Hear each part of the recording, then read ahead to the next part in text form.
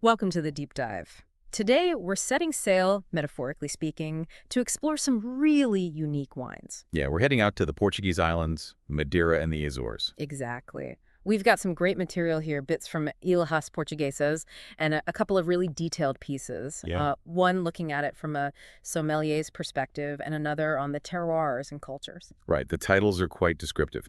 A singularidade dos vinhos das Ilhas Portuguesas, focusing on, this mosaic of oceanic terroirs and liquid histories. Our mission, really, is to unpack what makes these island wines tick. We're talking unique terroirs. Definitely volcanic. Shaped by volcanoes, yeah, in the Atlantic, just constantly there. It influences the production, the history, everything. It really does. And that initial idea, the oceanic terroir, that's the hook, isn't it? Wine forged by volcanoes and sea air. It sounds, well, singular. Totally. It suggests something completely different from mainland wines. Absolutely. That isolation, the sheer power of the ocean, it shapes everything. The grapes, the methods, the taste. And it's tied into centuries of adapting to these pretty specific island conditions. Exactly. It's history and geography in a bottle. Okay, let's dive in. Madeira first. For a lot of people, that name means fortified wine, right? Mm-hmm. Almost exclusively. And the history is quite something. Vines planted way back 15th century. And then during the Age of Discoveries, it became famous. Why Madeira specifically? Well, it was kind of an accident, really. They found that the wine didn't just survive long sea voyages. It got better. Yeah, it actually seemed to improve with the heat and the rocking of the ships. Imagine discovering that. That's wild. So this sort of unintended aging process was its first claim to fame. Pretty much. And then to make it even more stable for those incredibly long trips. That's where fortification comes in, adding grape spirit. Exactly. That started happening seriously in the 17th century. Adding that high-proof neutral spirit helped preserve it, stopped it spoiling. And that also kind of set the stage for the different sweetness levels we see today. Precisely. It became super popular in the 18th, 19th centuries. There's even that great story. Oh, the U.S. independence toast. That's the one. They toasted the Declaration of Independence with Madeira, a little link between this tiny island and huge historical moments. Wow. But it wasn't all smooth sailing, was it? Our sources mention phylloxera. Ah, yes. The Great Vine Plague. Like everywhere in Europe, it hit Madeira hard in the late 19th century. Phylloxera, mildew. Devastating. So, a major setback. Yeah, huge.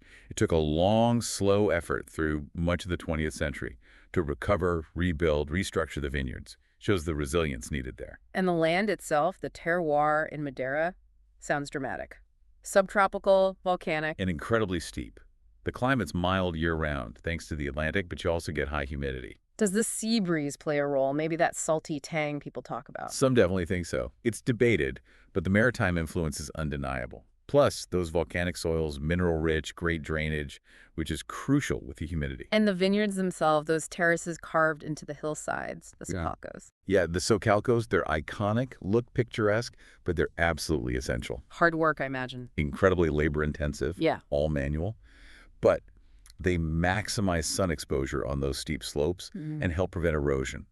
You could argue that stress maybe even concentrates the grape flavors. And the island isn't uniform, right? Lots of little microclimate. Exactly. The mountains and valleys create all these different pockets, adding complexity depending on where the grapes are grown. Okay, let's talk grapes. Madeira has its famous no-bull varieties. Right, the classic four: Cercial, Verdelho, Bull, and Malvasia. Can you give us a quick rundown? Cercial is? Cercial is the driest style. High acidity, quite light. Think citrus, maybe some almond notes. Really piercing acidity. Okay, Verdelho. Verdelho is generally medium dry, so got good acidity, more citrus, maybe some herbal notes, sometimes a smoky touch. And then Bull or Bull? Bull, yeah. Moving into medium sweet territory here.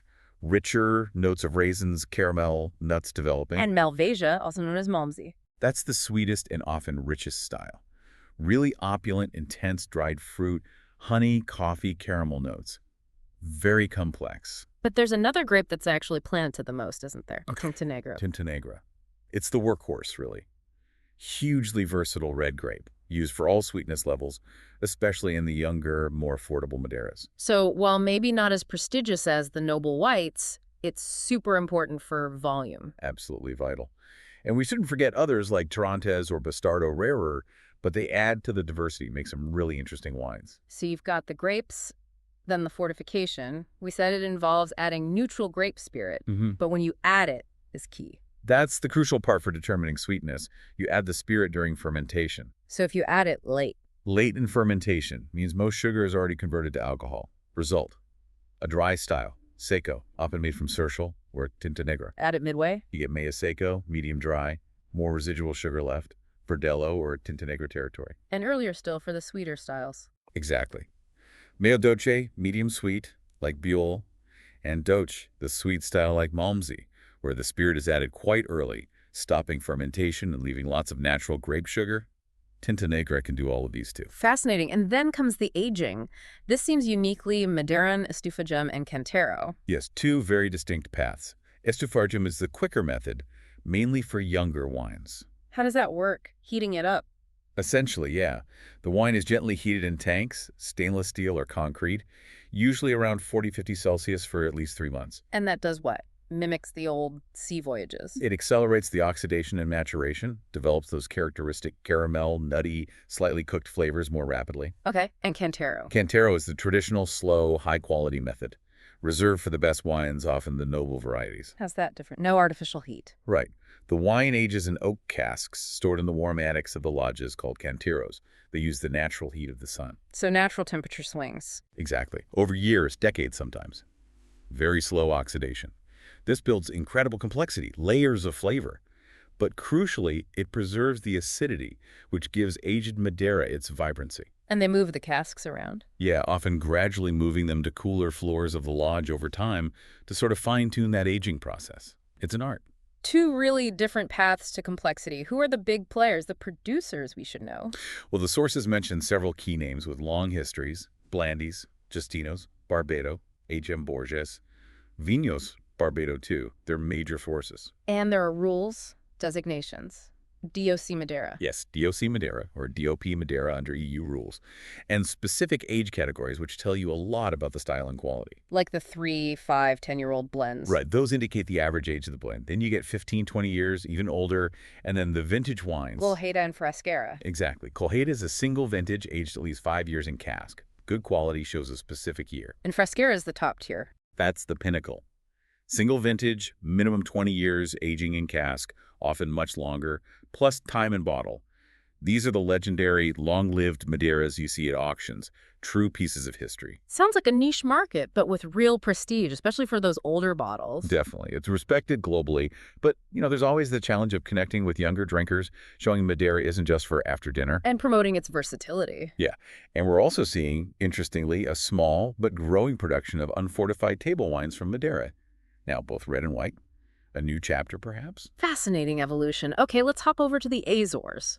A whole archipelago, different vibe, different wines. Very different. The sources paint a picture of, again, volcanic terroir, but the focus shifts strongly towards authentic terroir-driven dry white wines. History there also goes back away. 15th, 16th century settlers brought vines. Yes, early settlers saw the potential. The volcanic slopes, the temperate climate, it worked. And Pico Island stands out.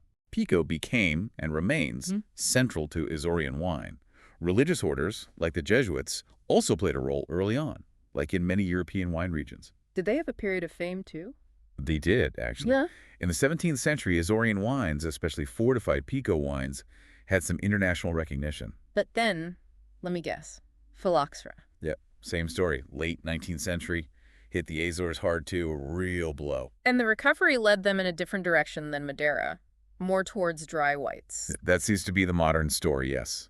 A slow revival, but eventually a renewed focus on high-quality dry white wines, which is really their calling card now. And the Azores terroir sounds distinct again. Temperate, oceanic, Gulf Stream influence. Yeah, milder, more stable temperatures than you might expect that far out in the Atlantic, thanks to the Gulf Stream. But also very humid, lots of rain. And wind. Must be windy. Oh, definitely. Strong Atlantic winds, salt spray.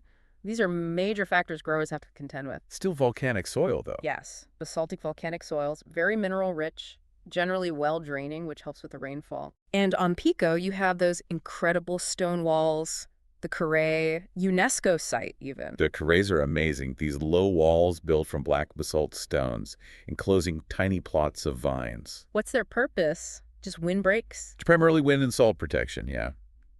But they also absorb the sun's heat and radiate it back, creating a slightly warmer microclimate for the vines right near the ground. It's ingenious adaptation. And the terroir isn't the same across all 9 islands, I assume. Not at all. You get lots of variation in microclimate, and even soil across the archipelago adds another layer of diversity. So Azorean grapes, the focus is on local white varieties, autochthonous grapes. Very much so. The stars are Arinto dos Azores, Verdelho, and Terrantes do Pico. Orinto dos Açores. Yeah. Related to mainland Orinto. It's a distinct clone, yeah. Known for searing high acidity, citrus notes, and this really pronounced salinity or minerality, that sort of salty tang. Okay. And Verdelho, same as Madeira's. It's Verdelho, but it expresses itself differently here. Again, high acidity, very mineral, citrus, maybe floral notes.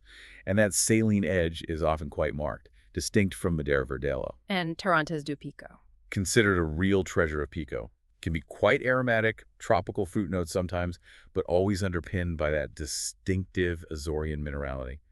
Very unique. Are there others? Malvasia, reds? Yeah, there's some Malvasia for non-pyres, for whites. For reds, much less common, but you might see Isabella or Sabarino.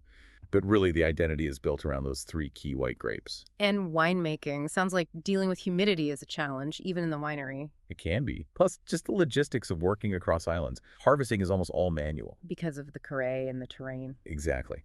In the winery, the focus is really on preserving freshness and that mineral character. So temperature control is key, lots of stainless steel used for the whites. But they still make some fortified wines. They do, yes. They maintain that tradition, often using Verdelho or Arinto, making these complex liqueur wines a nod to their history. So what are the main styles to look for from the Azores today? The defining style now is those dry white wines. High acidity, intensely mineral, that saline character.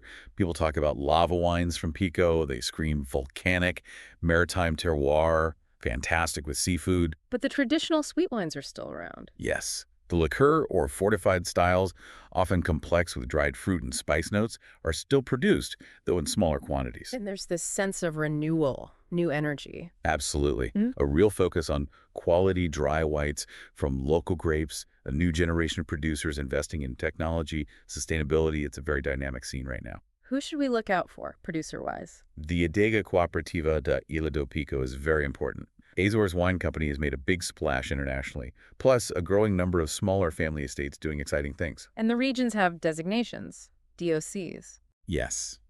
DOC Graciosa is known for whites. DOC Biscoitos on Terceira Island is specifically for the traditional liqueur wines.